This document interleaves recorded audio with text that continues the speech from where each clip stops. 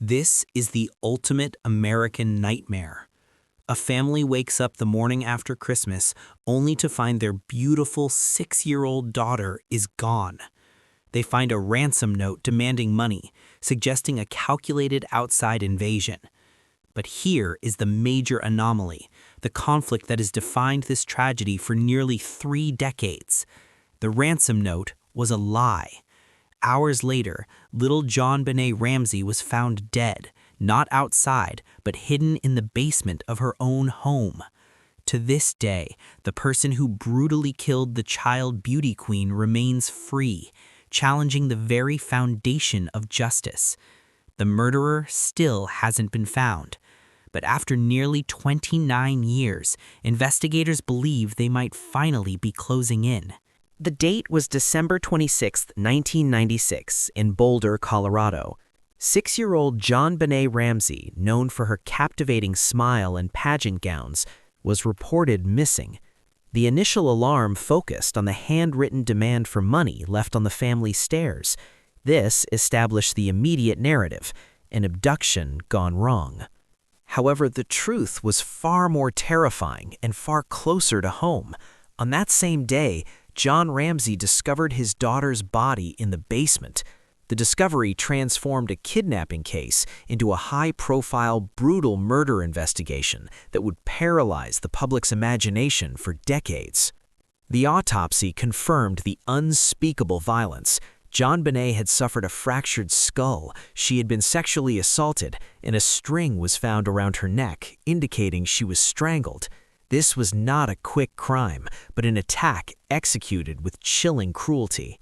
For years, the sheer horror of the crime dominated the headlines, but the crucial question remained: how could an intruder write a ransom note, kill the victim inside the house, and escape undetected?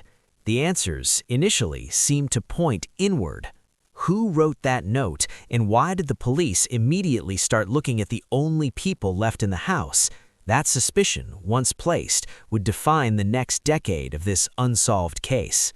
The worldwide media attention immediately focused on the Ramsey family. Given the circumstances, the body found inside the home, the strange long ransom note, and the brutality of the act, investigators quickly placed the parents, John and Patsy, and their son Burke, under an immense umbrella of suspicion. The public narrative was set: if not an outside intruder, it must be the family. The Ramseys were interviewed on national television, their grief dissected, and their every action scrutinized by global audiences. They were forced to move away from Colorado, living for years under the shadow of accusation. Yet, even in those first critical hours of investigation, police found silent, irrefutable evidence that hinted at a perpetrator unseen, a ghost lurking outside the family circle. Crucially, physical evidence was recovered from JonBenet's body, evidence that did not belong to the victim. Police documented the presence of unknown DNA found in 2 key locations, under her fingernails, and most damningly, in her underwear. This mysterious genetic signature became the most compelling piece of evidence in the entire case. If this unknown profile belonged to the killer, it meant that the answer to who killed JonBenet Ramsey was trapped in a digital vault, waiting for the technology to evolve enough to unlock its identity. This unknown DNA has been held by law enforcement for almost 30 years. But who does it belong to, and why did it take so long to definitively point away from the suspects who were first publicly identified? We will reveal the answer later in our segment. For years, the investigation seemed stalled, frozen by rumor, suspicion, and a lack of clear direction. The central conflict remained: finding the one person responsible for the crime. Multiple individuals over the decades would confess to the murder, hoping for notoriety or release, but their claims were ultimately discounted. The sheer complexity of the case and the initial missteps in securing the scene allowed theories to proliferate while the DNA evidence sat waiting for its moment. Patsy Ramsey, burdened by the accusations, died of ovarian cancer in 2006, never seeing her name completely cleared while alive. The years turned into decades. 25 years passed, then 28.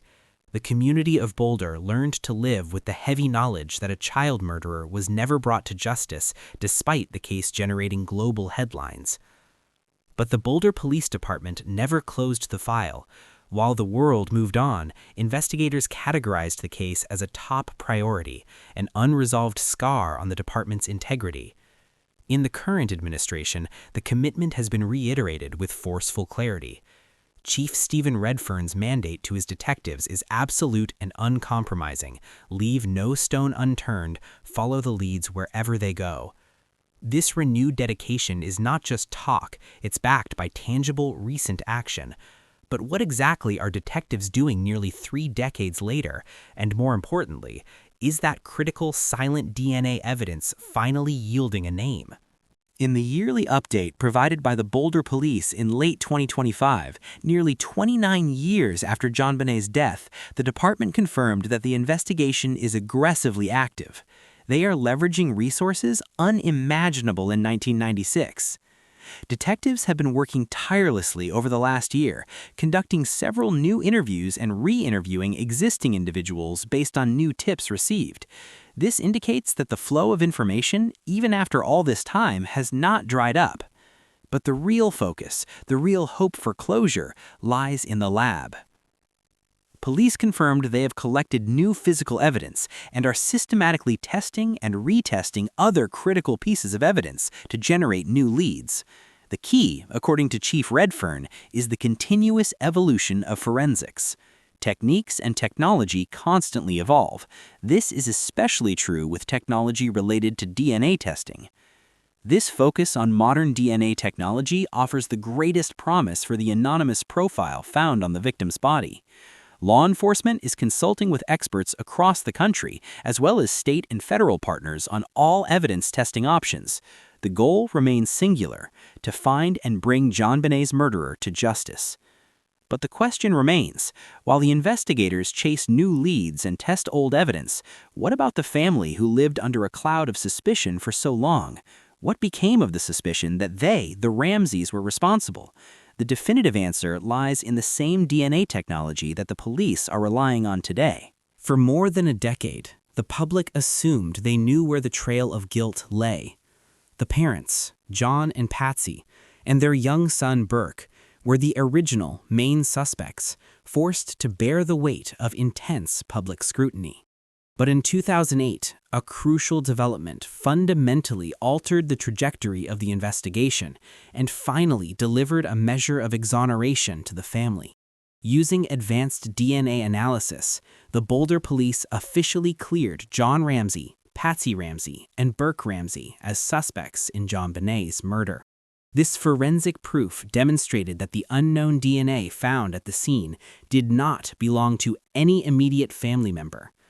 This finding finally dismantled the long-standing umbrella of suspicion. The focus immediately shifted. If the unknown DNA found under the child's fingernails and in her underwear did not belong to her family, it could only point to one thing: the identity of the killer remained completely outside the home. The forensic evidence itself proved that the murderer was still at large, a true ghost moving among the public, protected by time. Nearly 3 decades have passed since the murder. The case is now entirely dependent on finding a match for this unique genetic profile. If the killer is identified, it will only happen because of a confession or through one specific request the police chief keeps making to the public. Police Chief Redfearn continues to update the surviving Ramsey family members, assuring them that the department shares the same goal: to find and bring JonBenet's murderer to justice. The commitment is absolute, regardless of the years that have passed. The detectives will not stop following up on every lead and every tip until that person or persons is found, Redfearn promised. Every resource is being exhausted to analyze the physical evidence collected years ago, searching for the key that unlocks the name attached to the unknown DNA. But while the department chases technological advances, they have issued a desperate plea to the public. the one call that might finally break the case wide open. Chief Redfearn stated clearly, "It is never too late for people with knowledge of this terrible crime to come forward, and I urge those responsible for this murder to contact us." The key to solving this nearly 29-year-old cold case may not be in a lab, but in the conscience of someone who has kept a secret for far too long.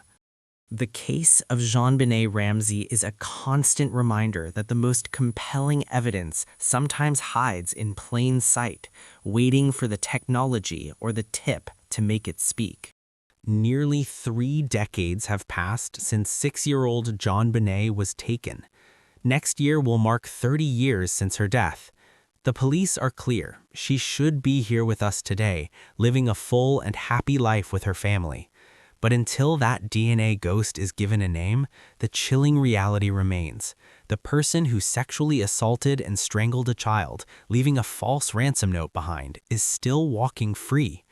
The commitment is unwavering. They will not stop working to bring justice to this case.